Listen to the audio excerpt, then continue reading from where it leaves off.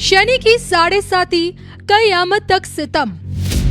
चुनावी क्लाइमेक्स में यूपी का चैंपियन कौन? 7.5 में यूपी की सत्ता किसकी? भैया जी की वास्तविक कुंडली का सच। सीटों से लेकर नतीजों पर संत जी की चौंका देने वाली भविष्यवाणी। इसके लिए देखना न भूलें धर्म ज्ञान।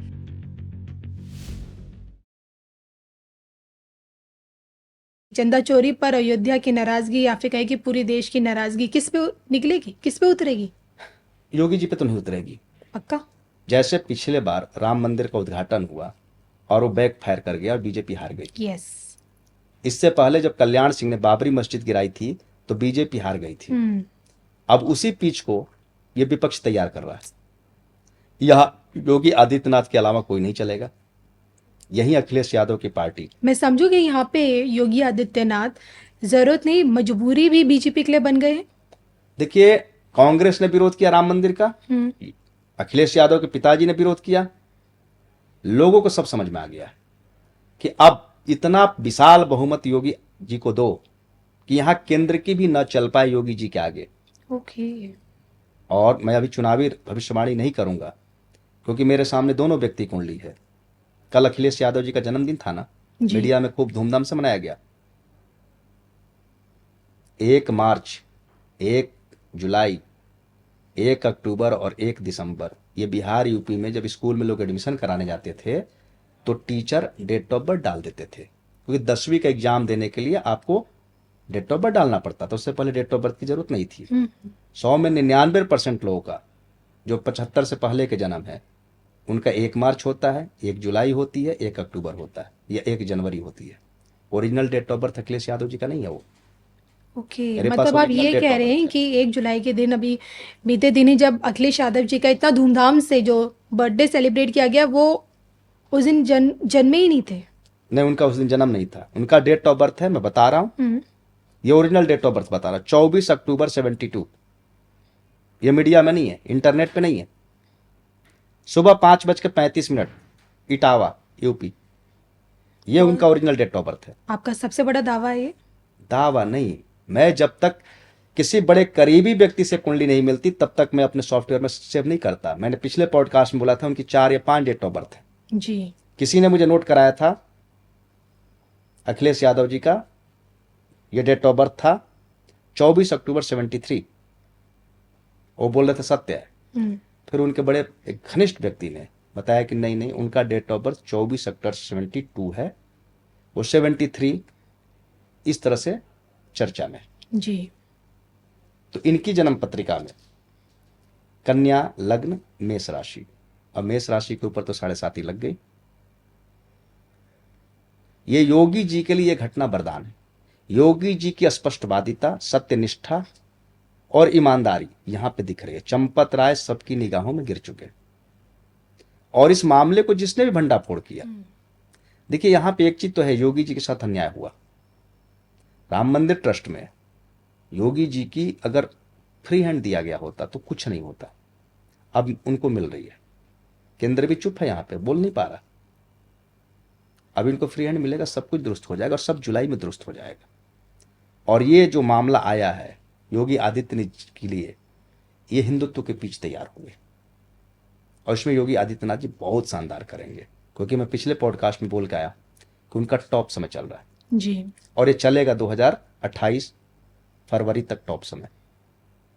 उसके बाद इनकी 7.5 लगेगी और 7.5 में ही भारत के प्रधानमंत्री बने और ये 7.5 उनकी चलेगी 2034 तक।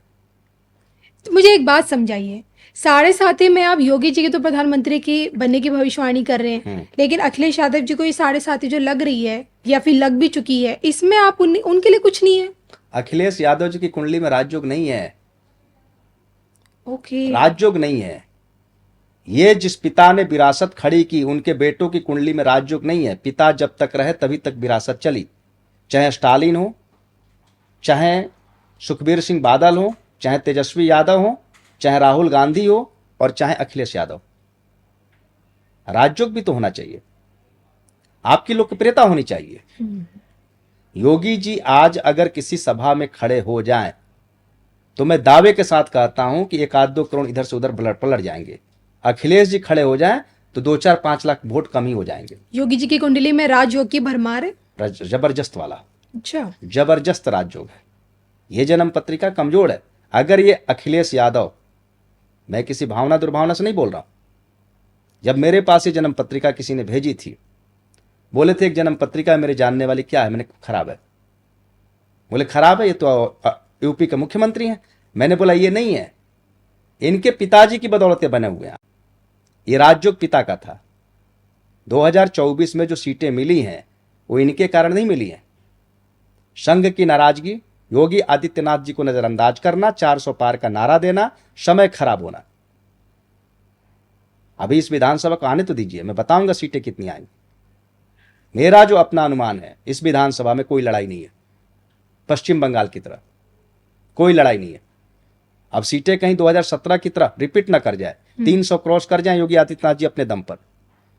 मैंने बोला है पिछले पॉडकास्ट में, आज फिर दोहरा रहा हूं, ये लड़ाई 2027 की लड़ाई योगी आदित्यनाथ जी अपने दम पे जीत के आएंगे। जैसे गुजरात में जी 2007 की लड़ाई नरेंद्र मोदी अपने दम पे जीते थे। जी, संघ खिलाफ था, बीजेपी भी खिलाफ थी, केशुभाई राणा भी खिलाफ थे, शंकर सिंह बघेला भी खिलाफ थे, ये और भी 3-4 जो लोग थे, केशुभाई पटेल भी खिलाफ थे।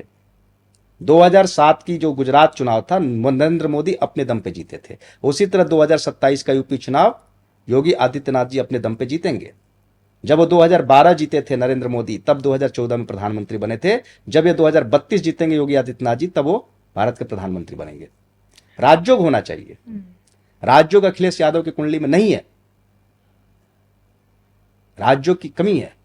बस उनके पिता पुत्र थे, मुख्यमंत्री बन गए। चलिए, ये तो आपने यहाँ साफ कर दिया है कि योगी जी को देश के प्रधानमंत्री बनने के लिए एक नहीं बल्कि एक और टेस्ट पास करना ही पड़ेगा। लेकिन एक सवाल ये भी बनता है कि कुछ तो होगा अखिलेश यादव जी की कुंडली में। हाँ, राजयोग है, राजयोग है, प्रधानमंत्री बनने वाला राजयोग नहीं है। आपने प्रधानमंत्री का सवाल छेड़ा था। मुख्यमंत्री बन पाएंगे? नहीं बनेंगे दोबारा कभी भविष्य में चांस मिल पाएगा? अभी मेरे हिसाब से 2032 तक तो मुख्यमंत्री नहीं बनने वाले। उसके बाद बन जाए तो मैं गारंटी नहीं दे सकता।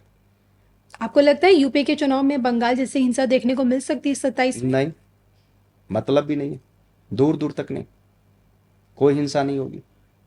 योगी जी ने जो लॉ एंड ऑर्डर, देखिए एक मायावती होती थी जिनका लॉ एंड ऑर्डर बड़ा सशक्त होता था, लेकिन उसमें SC ST मुकदमे बहुत हुए थे, भ्रष्टाचार बहुत हुआ था। भ्रष्टाचार कभी बंद नहीं हो सकता। यह बात चाणक्य ने लिखी थी जी, कि भ्रष्टाचार नहीं बंद हो सकता, कम हो सकता है।